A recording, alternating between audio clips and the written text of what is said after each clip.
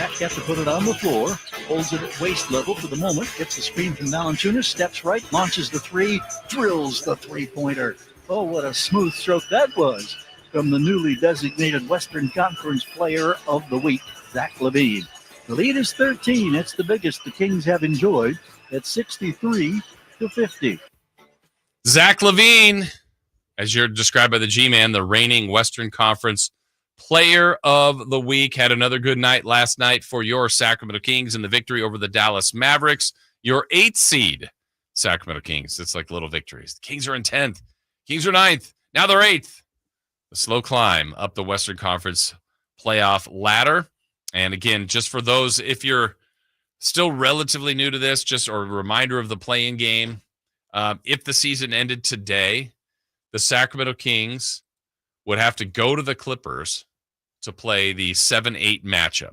If the Kings were to win that game, a one-off, they would be the 7 seed, and ironically, at this moment, would play the Lakers in the playoff series. If they lost as the 7-8 game, they would get a chance to come home and host the winner of the 9-10 matchup, which right now would be Minnesota and Dallas. This will all change. This will all shuffle, but just wanted to give everybody a little perspective on where the Kings are right now. After winning their 4th straight game, they completed their 3rd straight season sweep. First it was Utah, then they swept the Rockets. Now they have swept the Dallas Mavericks. And part of the turnaround, I think, for the Kings, or at least here lately, is the play of Zach LaVine. And I remember saying on this very show with Dave that I was a little bit nervous about Zach LaVine.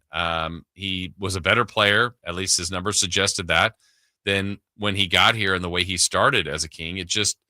It took him a little bit of time, and I think he was a little bit slow on the adjustment, and that happens. Well, he just had a kid.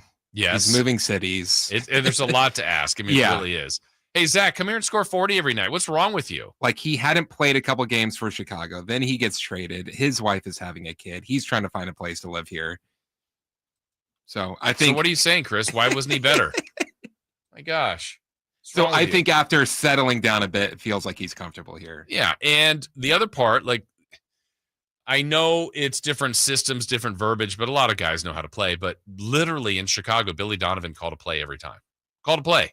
Doug Christie, Mike Brown didn't. Doug Christie doesn't. It's kind of read and react. There's a few sets, but there's some freedom to it. And so that is honestly a big adjustment too. One thing that Keegan said last night too, which is something I never really thought about, is just like, we have different vocabulary for what we want to do, and just trying to learn that, and then playing in game and not having any practices. And just so you're just now getting used to being on this team and being a part of it. It's like, okay, now I know what to do.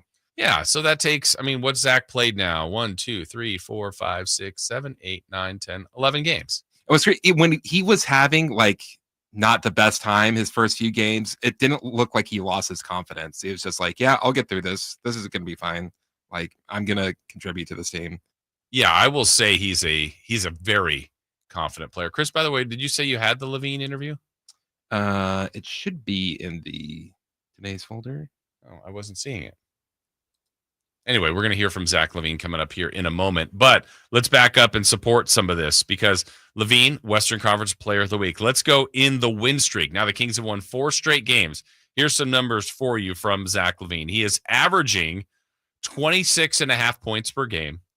Here's the numbers that when he was dealt to the Kings, we're trying to figure out, okay, what is going to be different? What is he going to help with? You're losing out on De'Aaron Fox, who is a very talented player. How are you going to replace that? Well, the logic and the thought was instantly he's going to help the three-point shooting. And he wasn't doing that right away. Well, now he is shooting 63% from the floor overall in this 4-game win streak, but also 18 of 27 from 3 for 66%. So he's been doing some amazing things, and that's something that we saw that could help this team, right? We hadn't seen him play like this, and obviously if he does, it's going to make this team a much better version of itself. And so to watch that, to see him grow, to see him stay patient, to see his teammates stay patient, has really been productive for him, for the team. And let's hear a little bit of Zach LaVine postgame yesterday after the win for the Kings. Recognized. And, I got to, give a lot of credit for the team and the coaches, getting me acclimated into the right system. Okay. Us doing our job and winning. So, it means a lot. And, I'm just grateful. Tonight, obviously, Dallas loses Kyrie in the first quarter. But you guys come out at halftime, play with force, and essentially put the game away there. How important was it for you guys to have that mindset coming out of the break and not allowing them to maybe get emotional with given everything they were doing? Yeah, I mean, they got, I hope Kyrie's okay. I hope, all their guys get, better. I think Hardy got hurt as well. But it's part of the game. We have to do our job and, knowing them other guys step up. We played in games before where, people, when their main guy goes out, everybody else gets some energy and someone steps up. So, we did our job of going out there and putting the game away and giving our starters some much needed rest. And what are the things you can take from this run you guys are on that you can apply to when the schedule gets a little bit more difficult and you face some really good teams, including Wednesday night? Yeah, I mean, I think we're just doing a good job sharing the ball. We're being connected on defense. We're helping each other. We see a guy that has it going, go to him, get back to the offense. But we're sharing the ball and playing with a sense of urgency. On the defensive end, the communication seems to be pretty fluid, especially tonight, and maybe just a little more crisp than it had been. How much has the games you guys have played and the practice time you've had helped with the new guys that have come in? Yeah, I mean, as much as everyone wants it to work on the first game, in media or outside where it just doesn't work that way. So, time and experience with playing. I think playing real live games always helps out. You need to go through a little ups and downs before you take off and start to understand everybody. At least speaking for myself, that's helped. Yeah, reps. It's kind of what Chris talked about, staying patient, staying with it, and just the consistency now that he has given this team. I mean, you look at, let's take about his last 6-7 games. I mean, he had the 32-10 a game against New Orleans, followed that up with 13. That was a poor performance for the Kings overall against the Warriors, but then 42, 22, 20, 22.